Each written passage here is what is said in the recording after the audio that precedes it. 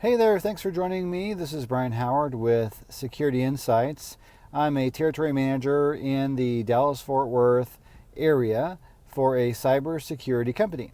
And what I do is I meet with customers to talk about security needs, security goals, security problems, and I learn about best practices. I learn about threats and how people are handling things. I turn that into insights for you. So that this broadcast is nice because it's almost like you're sitting down for 3 or 4 minutes with your peers and learning about the inside scoop on what people are doing in cybersecurity. So pretty cool opportunity.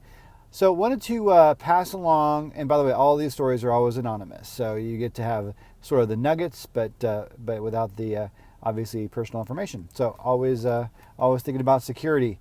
So today I want to talk about the difference between IPS and IDS and a little bit of insight into how people are using that. So IPS is really, its role is more for perimeter type security. The features that are involved with that are threat blocking. It's kind of like a security guard. So you have points within your the external perimeter of your network, and those are covered by this security guard that will block traffic. So that's what an IPS solution does: intrusion prevention system or solution. So it's like a security guard. So it's the perimeter of your environment. The strength is that it can actually block threats. So that's great. That's a big deal. The weakness, though, is that it's typically not used for internal network usage. I haven't run into a situation in my experience yet where it was used for internal. So, it can help harden the edge of your environment, though. But it can block legitimate traffic, so you have to manage that, and you have to keep an eye on your IPS to make sure that it's not blocking legitimate traffic. So that's kind of one of the concerns that people have with it. In fear of blocking legitimate traffic, people will often run a limited number of signatures or rule sets on their IPS to ensure that legitimate traffic is not blocked. And so because of that, the effectiveness of IPS sometimes is diminished due to the fear that it's going to block legitimate traffic.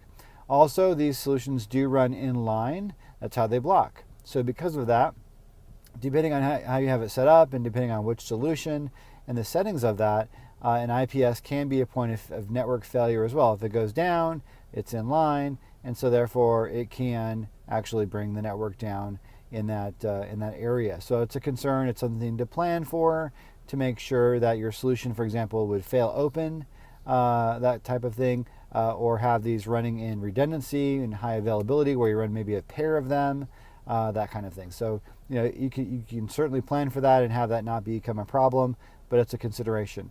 So that's kind of the good and the bad. So the good is that it's like a security guard. It will physically block attacks. The bad is that it's kind of high maintenance because it can block legitimate traffic, and you end up sort of babysitting that.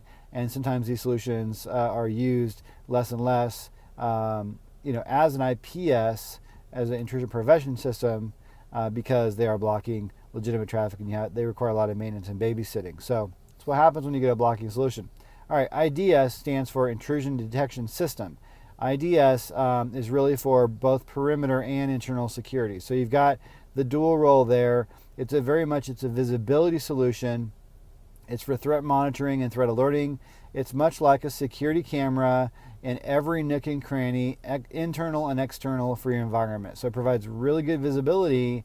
And the strength of an IDS, intrusion detection system, is that it's the widest possible security visibility because it can run, for example, in my company's case, we can run more than 80,000 signatures against your network packets to provide visibility. So that's that could be 15 times more than an IPS solution would actually run. So just a whole lot more visibility, a whole lot more rule sets and signatures that can run against your network traffic to keep you safe and give you visibility. So again, it can run internally and externally, and it cannot block actually legitimate traffic. So you never have the fear of sort of tuning down the rule sets tuning down the functionality of your IDS in fear of blocking legitimate traffic, because it's a detection system, not a blocking system. So you can run it wide open with visibility. There's really good stories. I'm going to share one with you just in a second of the differences and how this actually helped a customer in Fort Worth that I found out about last Friday. This also, an intrusion detection system, cannot be a point of network failure because it runs out of band. So that means that you either tap the network or you can span the network, which just means copying the traffic to the device instead of actually being in line with your network. Okay, so that's kind of what that is. It's detection. It's great for visibility and for learning, and it's used a lot internally because people basically have perimeter IPS, perimeter firewalls, and they have antivirus. But once a hacker or malware gets past those solutions, their internal environment might be completely wide open and with no detection. So that's what IDS can be really, really good for, is providing that excellent visibility, like I said, like a security cam inside. So at the end of the day, to summarize, both solutions are great. They're complementary. They don't really compete. As you can learn. By the way, if you guys want these notes, I can email you those. Just put ask me for that in the comments, and I will email you these notes.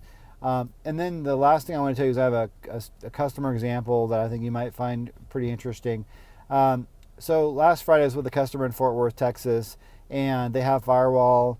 They have IPS. It's actually managed IPS on the perimeter.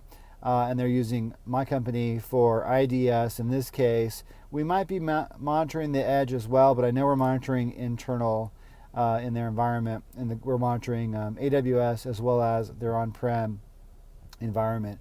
And the hacker actually modified the malware enough that it got past the firewall, it got past the IPS, and it got past the antivirus.